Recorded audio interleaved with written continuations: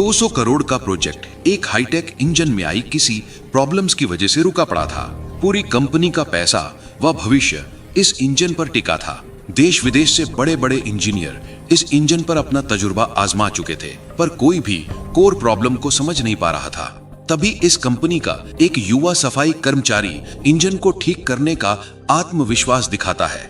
हर किसी की नजरें इस युवा पर टिक जाती है। वहां खड़े तमाम बड़े इंजीनियर इसकी बेइज्जती करने लगते हैं, खूब मजाक उड़ाया जाता है। लेकिन उसके बाद इस कर्मचारी ने जो किया, उसने हर किसी की बोलती बंद कर दी। आखिर इस सफाई कर्मचारी की असलियत क्या थी? किस मजबूरी ने इसे सफाई कर्मचारी बना दिया था? इससे पहले कि शानदार सीख और मोटिवेशन से भरे इस वीडियो को शुरू करें, आप चैनल को सब्सक्राइब कर लो ताकि जिंदगी बदल देने वाली ऐसी वीडियो आपको रोज मिलती रहे। कहानी की शुरुआत होती है बेंगलोर के रिंग रोड के नजदीक स्थित ये विशालकाय लग्जरी बिल्डिंग से, जो कि टेक जोन ऑटोमोबाइल कंपनी की है। ये इनका मेन हेडक्वार्टर है। न सिर्फ इस बिल्डिंग की भव्यता, बल्कि इस कंपनी की टेक्नोलॉजी एंड सर्विसेज के चर्चों के चलते ये कंपनी आकर्षण का केंद्र बनी रहती है। देश भर के लाखों लोगों का सपना होता है कि उसे भी इस कंपनी में कोई अच्छी जॉब मिल जाए। ये कंपनी वर्तमान और भविष्य को ध्यान में रखकर टेक्नोलॉजी को विकसित करती है, जैसे हाई टेक ट्रांसपोर्ट ट्रक के इंजन, बस के इंजन, शिप इक्विपमेंट्स और कुछ ऐसी मशीनरीज तैयार करते हैं जो डिफेंस सिस्टम के लिहाज से बेहद सुरक्षित व सुविधाजनक होते हैं। हालांकि कंपनी के अंदर का माहौल कुछ अच्छा नहीं था। कंपनी की सीईओ थी प्रिया शर्मा, जिनकी उम्र लगभग 35 साल थी। उनका तरीका एकदम सख्त था। बात करने के तरीके में तंज और तिरस्कार की भावना छुपी रहती थी। ये आउटफिट से हमेशा वेल ड्रेस्ड रहती थी। बाहर के लोग उन्हें बहुत समझदार कहते थे, लेकिन उनके ऑफिस के लोग उनके बारे में अलग ही बातें करते थे। इस कंपनी का सबसे कीमती प्रोजेक्ट उनका बहुत ही नया गाइडेड इंजन पिछले 6 हफ्तों से खराब पड़ा था, और ये इंजन उनका सबसे जरूरी हिस्सा था। 3 साल की मेहनत और करीब 200 करोड़ रुपए की लागत से तैयार हुआ था ये प्रोजेक्ट। लेकिन 70 करोड़ का ये इंजन हमेशा 14 मिनट और 36 सेकंड चलता और फिर बहुत गर्म होकर बंद हो जाता था। हर बार एक ही गलती दिखती थी, हार्मोनिक डिसरप्शन डिटेक्टेड। एक बड़ी एलईडी स्क्रीन से कनेक्ट ये engine red error symbol show कर रहा था। ये इंजन एआई मॉडल पर आधारित था। इस इंजन को एक ऐसे ट्रांसपोर्ट ट्रक के लिए डिजाइन किया गया था जो बिना ड्राइवर के ही माल को बेहद सुरक्षित रूप से एक जगह से दूसरी जगह तक पहुंचाने में सक्षम होने वाला था। ये पूरा 200 करोड़ रुपए का प्रोजेक्ट था, लेकिन सारा काम इस इंजन की टेस्टिंग पर रुका पड़ा था। 3 अलग अलग टीम्स के बड़े बड़े इंजीनियर आकर हार मान चुके थे। ये इंजीनियर हार्वर्ड व स्टैनफोर्ड जैसी विश्वास लेवल यूनिवर्सिटी से पढ़े हुए थे। इंजन के डिजाइन पर बहुत नॉलेज थी इनके पास, लेकिन उनका ज्ञान भी इस इंजन के सामने कुछ काम नहीं आ रहा था। बड़ी बड़ी डिग्री वाले इस इंजन के सामने फेल हो रहे थे। वो भी असल प्रॉब्लम को समझ नहीं पा रहे थे। इधर प्रिया शर्मा की टेंशन हर दिन बढ़ती जा रही थी। अगर ये इंजन जल्दी ही ठीक ना हुआ तो कंपनी को 500 करोड़ रुपए का नुकसान हो सकता था और उनका मार्केट में दबदबा खत्म हो जाता। ये काफी बड़ा प्रोजेक्ट था जिससे कंपनी का भविष्य निर्धारित होने वाला था।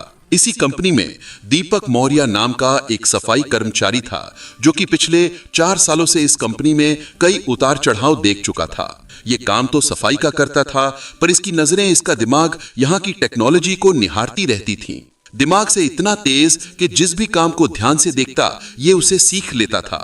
ऑफिस के सफेद फर्श से लेकर कॉन्फ्रेंस रूम के अंदर रखे हुए कांच के बर्तन तक दीपक मौर्य हर जगह जाता था। कहने को तो ये कंपनी में हर जगह दिखता था, पर फिर भी ये हर एम्प्लॉय के नजरों से ओझल ही रहता, यानी कोई भी इस पर ध्यान नहीं देता। ये जब भी कोई टेक्निकल नॉलेज बताता तो एम्प्लॉय उसका मजाक उड़ाने लगते, उसे डांटकर भगा देते। कोई भी उसे सीरियस नहीं लेता। दीपक के पास एक छोटे कॉलेज से इंजीनियरिंग की डिग्री थी। उसने ये डिग्री बड़े सपनों के साथ ली थी, लेकिन जिंदगी में हालात कुछ ऐसे बन गए जिसने उसे एक सफाई कर्मचारी बना दिया। क्योंकि उसकी मां को फर्स्ट स्टेज कैंसर था, जिसका इलाज तो था, पर वो बहुत महंगा था और हर इलाज का खर्चा इतना ज्यादा था कि अगर वो बड़ा इंजीनियर बनने का सपना देखता तो मां का इलाज रुक जाता। उसने अपना सपना नहीं चुना, बल्कि मां का इलाज चुना, जिसके लिए पैसे जोड़ने के लिए वो कोई भी काम करने के लिए तत्पर हो गया। हालांकि इस कंपनी से अच्छी जगह कोई हो ही सकती थी जहां उसे कुछ न कुछ सीखने को मिलता था। इसीलिए वो कहीं और काम न करके इस कंपनी में सफाई कर्मचारी बन गया। दीपक दिन भर ऑफिस में रहता, लेकिन उस इंजन की आवाज उसे हमेशा सुनाई देती थी। रात को जब सब लोग घर चले जाते और वो कॉन्फ्रेंस रूम का सफाई करता, तो वो चुपके से इंजन के ब्लूप्रिंट्स पढ़ता था। उस इंजन का दिमाग सफाई में नहीं, उसके डिजाइन में लगा रहता था। उसने देखा कि इंजन जर्मनी में छोटे यूनिट में बना था, लेकिन उसका एआई सॉफ्टवेयर अमेरिका के बड़े यूनिट्स में सेट किया गया था। एक छोटा सा यूनिट बदलने का फर्क एक बड़ी गलती पैदा कर रहा था। दीपक का जीवन बड़ा संघर्ष भरा रहा। 9 साल की उम्र में दीपक के पिता चल बसे। तब से माँ और दादाजी की देखरेख में ही दीपक पला बढ़ा। दीपक की पढ़ाई लिखाई से लेकर घर के तमाम खर्चों को दादाजी ही पूरा करते। दादाजी का एक पुराना गैराज था। दीपक पढ़ाई लिखाई में बहुत अच्छा था, तेज बुद्धि का था। वो अक्सर स्कूल से आकर अपने दादाजी के गैराज पहुंच जाता और उनके काम में हाथ बटाने लगता। दादाजी उस इलाके के सबसे पुराने और जाने माने मैकेनिक थे। उनका तजुर्बा, उनका हुनर काबिले तारीफ था। वो इंजन की आवाज सुनकर ही बता देते कि दिक्कत क्या है। वहीं दीपक भी कुछ कम नहीं था। दादाजी जैसा हुनर तो मानो उसे विरासत में मिल गया हो। दादाजी जब भी किसी गाड़ी को ठीक कर रहे होते तो वो बड़े ध्यान से देखता, वो चीज को बारीकी से समझता। दादाजी भी उसे छोटी बड़ी बारीकियां बताने लगे। दीपक की उम्र भले कम थी, पर उसकी लगन और उसका इस काम में प्यार व समर्पण देखकर दादाजी दीपक को भी मैकेनिक के काम की बारीकियां बताने लगे। दादाजी दीपक का नाजुक हाथ चल रहे इंजन पर रखते थे और कहते थे, बेटा इस धड़कन को महसूस करो। एक इंजन तुम्हारे डिग्री से कोई मतलब नहीं है, उसे सिर्फ उसके धड़कन सुनने वाले की जरूरत है। मशीन की भाषा समझो, वो तुमसे कभी झूठ नहीं बोलेगी। दादाजी ने उसे सिखाया था कि इंजन को उसकी आवाज से, उसके वाइब्रेशन यानी कंपन से और यहाँ तक कि हल्की सी बदबू से भी कैसे प्रॉब्लम की पहचान की जाती है।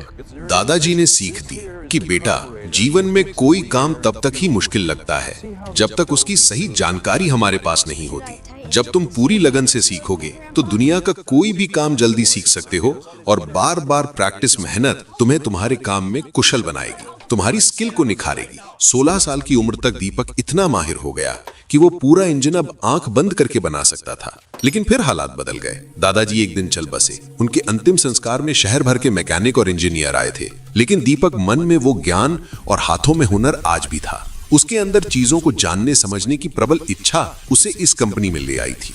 गुरुवार का दिन था। कंपनी की किस्मत आज तय होने वाली थी। जर्मनी से बड़े इन्वेस्टर मिस्टर स्मिथ और उनकी टीम वहां मौजूद थी। उनके पास करीब 800 करोड़ रुपए की फंडिंग थी। डॉक्टर लेखा, जो एक बहुत बड़ी इंजीनियर थी, वो भी उनके साथ थी। उनकी तेज नजर से कोई गलती छुप नहीं सकती थी। एक बड़े हॉल के अंदर प्रिया शर्मा की मौजूदगी में उस नए इंजन का आखिरी टेस्ट चल रहा था, जिसपे बहुत बड़ी डील टिकी हुई थी। लेकिन इंजन कुछ समय चलते ही बंद हो जाता। इंजन से निकलता धुआं सबकी चिंता का बादल बन गया। प्रिया शर्मा ने तुरंत एक इमरजेंसी मीटिंग बुलाई। हॉल में 200 एम्प्लॉइज जमा हो गए। प्रिया ने घबराहट वाली आवाज में कहा, इंजन काम नहीं कर रहा है, अब हम खर्चे कम करेंगे। वो लोग जिनकी जरूरत नहीं है उन्हें तुरंत कंपनी से निष्कासित कर दिया जाएगा। दूर खड़ा दीपक बहुत देर से ये सब देख रहा था। दीपक हिम्मत बांधते हुए उन लोगों के करीब आकर कुछ ऐसा बोल दिया कि वहां मौजूद सबकी नजर दीपक पर टिक गई। दीपक अपना एक हाथ उठाते हुए बोला, मैम, मुझे लगता है कि गलती सॉफ्टवेयर में नहीं बल्कि इंजन के कंपन यानी हार्मोनिक फ्रीक्वेंसी सेट करने में है। 200 लोगों के चेहरे एक साथ दीपक की तरफ मुड़ गए। मिस्टर स्मिथ और डॉक्टर लेखा भी हैरानी से आगे झुक गए। प्रिया शर्मा का गुस्सा आसमान छू रहा था। वो सबके सामने दीपक को जलील करने के लिए तंज कसते हुए बोली, ओए देखो, हमारे सफाई कर्मचारी को इंजीनियरिंग का ज्ञान हो गया। जिस मशीन को इतने बड़े इंजीनियर ठीक नहीं कर पाए, वो तुम ठीक करोगे। वहां मौजूद कुछ एम्प्लॉय दीपक को तिरस्कार की नजर से देख रहे थे, तो कुछ हैरान भी थे कि इसे इतना सब कैसे पता। प्रिया शर्मा फिर से तिल मिलाते हुए बोली, अबे घोंचू, तुम्हें पता भी है ये इंजन कितने जाए? ये कोई आम गाड़ी या गैरेज में खराब पड़ा साधारण इंजन नहीं जिसे तुम ठीक कर दोगे। कोई जानकारी है तुम्हें इसके बारे में जो उठाए मुंह बोल दिया कुछ भी? दीपक एक बार फिर आत्मविश्वास के साथ बोला, अरे मैम, मुझे एक चांस तो दीजिए, मैं इंजन की कोर प्रॉब्लम को समझ रहा हूँ। दीपक रिक्वेस्ट करता ही जा रहा था। वहां मौजूद डॉक्टर लेखा ने दीपक के चेहरे पे एक आत्मविश्वास देखा। उन्हें लगा कि शायद ये कुछ कर सकता है, इसे एक मौका मिलना चाहिए। डॉक्टर लेखा टोकते हुए स्वर में, रुकिए मिस प्रिया जी, हमें लगता है इस व्यक्ति को एक मौका देना चाहिए। हो सकता है कोई बात बन जाए, और वैसे भी हमारे पास दूसरी कोई ऑप्शन नहीं।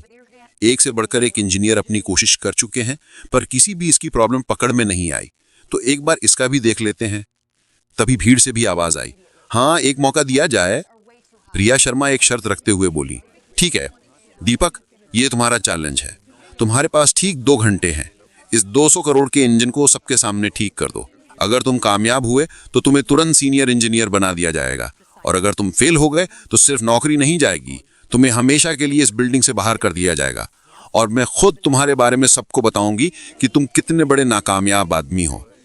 प्रिया मनी मन सोच रही थी कि ये सफाई कर्मी क्या ही जानता होगा, उल्टा और खराब कर देगा। चलो अच्छा है, अगर इंजन में कोई खराबी आई तो मैं सारा इल्जाम उन तमाम लोगों पर लगाऊंगी जो भी इसे बढ़ावा दे रहे हैं, इसका सपोर्ट कर रहे हैं। दीपक के चेहरे पे कोई डर नहीं था। प्रिया इस सफाई कर्मी से चिड़ी हुई थी और प्रिया को दुनिया के सामने इसका मजाक बनाने का एक मौका मिल गया। प्रिया ने तुरंत अपनी टीम को बोला, इस पूरे चैलेंज को सोशल मीडिया पर लाइव दिखाया जाए। वो चाहती थी कि पूरी दुनिया देखे कि जब एक गरीब आदमी अपनी छोटी औकात से बड़ी चीज को छूने की कोशिश करता है तो क्या होता है। दीपक के दिमाग में सिर्फ दादाजी की आवाज गूंज रही थी। दीपक इंजन को शुरू करने को कहता है, इंजन शुरू किया जाता है। दीपक शांत खड़ा होकर बड़े ध्यान से इंजन की आवाज को सुन रहा था। हर किसी की नजरें जिज्ञासा पूर्वक दीपक को निहार रही थी कि आखिर ये क्या करेगा। डॉक्टर लेखा दीपक के पास आई। उन्होंने धीरे से पूछा, जवान आदमी, क्या तुम सच में ये करना चाहते हो? तुम्हारा पूरा फ्यूचर दांव पर है। दीपक ने उन्हें देखकर जवाब दिया, मैम, मैं अपनी पूरी जिंदगी इंजन की आवाज को सुनता और महसूस करता आया हूं। ये इंजन हमें बता रहा है कि इसको क्या मुश्किल है, हम ही सही से सुन नहीं पा रहे हैं। डॉक्टर लेखा ने सर हिलाया। उनके चेहरे पर अब एक शांति थी। ऐसा लगा कि शायद बात बन सकती है। ये वो कर सकता है जो कोई नहीं कर पाया। दीपक इंजन की तरफ बढ़ा। उसने अपने हाथ उसके लोहे की बॉडी पर रखे। उसने आंखें बंद कर लीं। पहले 30 सेकंड सबको लगा कि वो नाटक कर रहा है। कुछ इंजीनियर्स हंस भी रहे थे, लेकिन डॉक्टर लेखा ने देखा कि दीपक के चेहरे के रंग बदल रहे हैं। वो इंजन की धड़कन सुन रहा था। ये खुद से ही लड़ रहा है।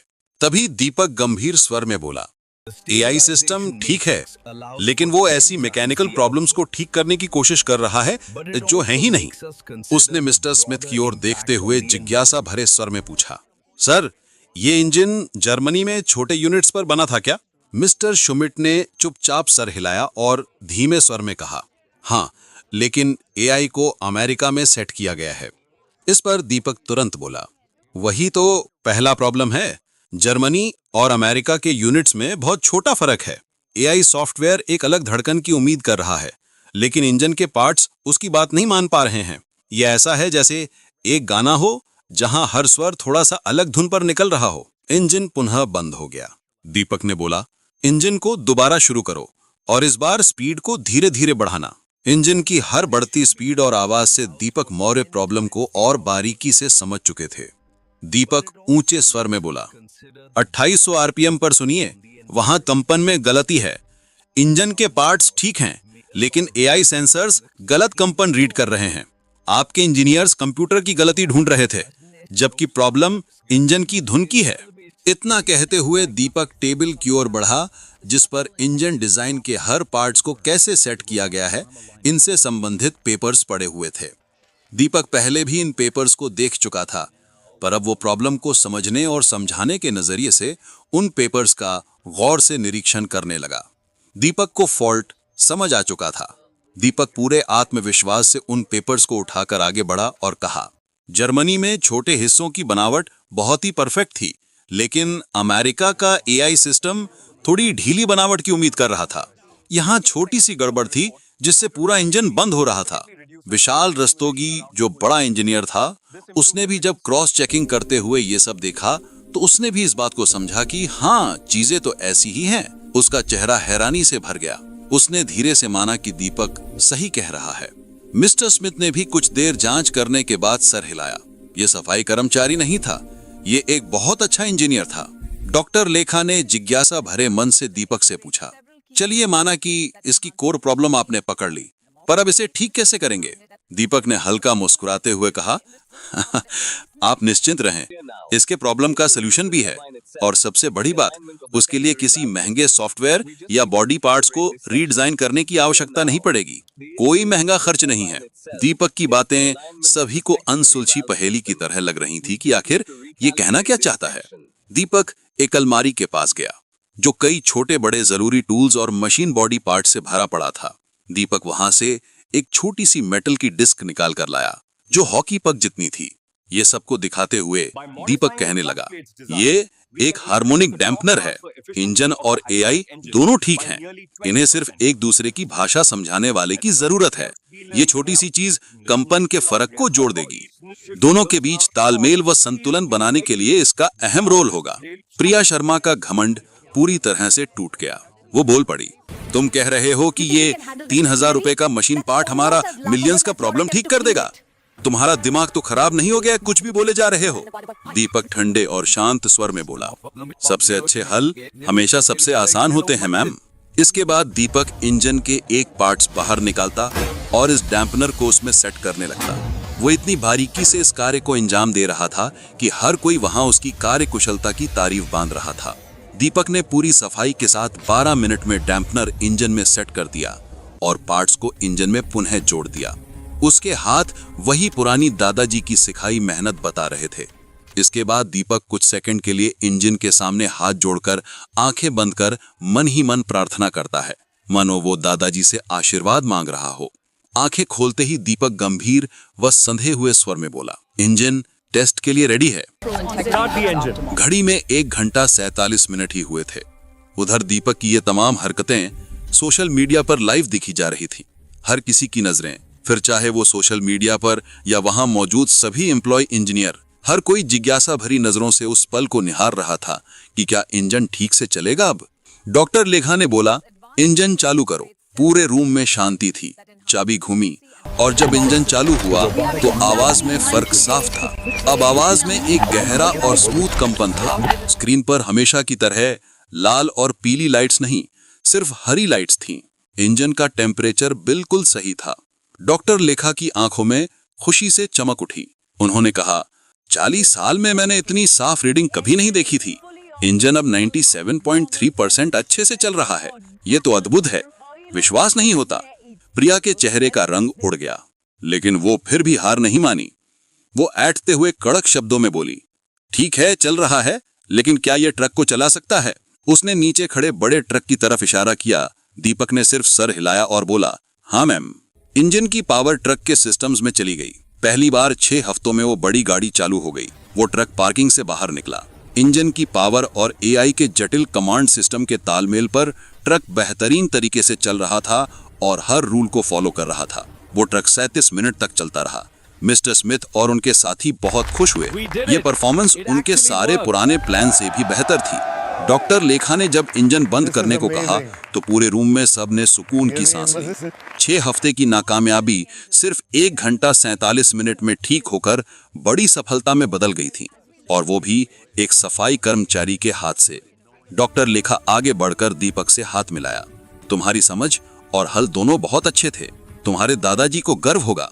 मिस्टर स्मिथ ने तुरंत घोषणा करते हुए कहा, हम अपना इन्वेस्टमेंट 20% बढ़ा रहे हैं, लेकिन हमारी एक शर्त है। हमारी यूरोपियन इंजन टीम को मिस्टर दीपक मौर्य ही लीड करेंगे। 20% ज्यादा पैसा मतलब कंपनी के लिए बहुत बड़ा बदलाव था। डॉक्टर लेखा ने बिना देर किए दीपक को तुरंत डायग्नोस्टिक्स इंजीनियर बना दिया। उसकी तनख्वाह 3 गुना हो गई और उसे कंपनी शेयर्स भी मिले। दीपक की आंखों में कामयाबी की चमक के साथ खुशी के 2 आंसू भी थे। दीपक अब दिखने वाला सफाई कर्मचारी नहीं, वो कंपनी का सबसे जरूरी इंजीनियर बन गया। प्रिया शर्मा खिड़की के पास एकांत खड़ी थी। उसका लाइव स्ट्रीम अभी भी चल रहा था, लेकिन लोग अब उसे ही गुस्सा दिखा रहे थे। लोग रोहन की तारीफ कर रहे थे और प्रिया के घमंड पर सवाल उठा रहे थे। 2 हफ्तों के अंदर सारी चीजें बदल गईं। बोर्ड ने प्रिया की लीडरशिप पर सवाल उठाए। उसके पुराने ईमेल्स जिसमें उसने रोहन की बेइज्जती की थी, सबूत बन गए। प्रिया शर्मा को सीईओ की पोस्ट से हटाकर सिर्फ स्ट्रेटेजिक एडवाइजर बना दिया गया। उसकी तनख्वाह भी बहुत कम हो गई और उसके सारे बड़े फैसले लेने की पावर छीन ली गई। उसे एक बड़ी गलती का सामना करना पड़ा। दीपक की जिंदगी पूरी तरह बदल गई। उसको नया ऑफिस, नई कार और सबसे ज्यादा इज्जत मिला। कंपनी ने एक नया नियम बनाया कि अब हर एम्प्लॉय की बात को, चाहे वो किसी भी छोटी पोजीशन पर हो, ध्यान से देखा जाएगा। रोहन की कहानी की वजह से कंपनी का स्टॉक भी 15% बढ़ गया। 6 महीने बाद दीपक अब जर्मन इंजीनियर्स के साथ मिलकर काम कर रहा था। उसकी मां का इलाज अब पूरा हो चुका था।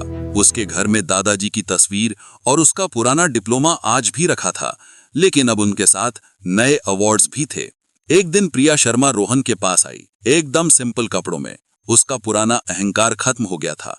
वो विनम्र स्वर में बोली, दीप, मुझे माफी चाहिए, मैं तुम्हारी तरह लीडर बनना सीखना चाहती हूँ। दीपक को दादाजी और माँ की सीख याद आई कि सबको एक मौका मिलना चाहिए।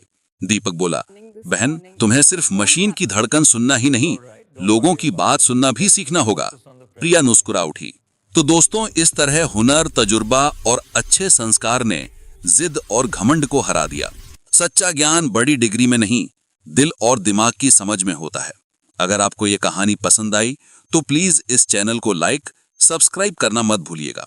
आप हमारी वीडियो किस शहर से देख रहे हैं, कमेंट में जरूर बताएं।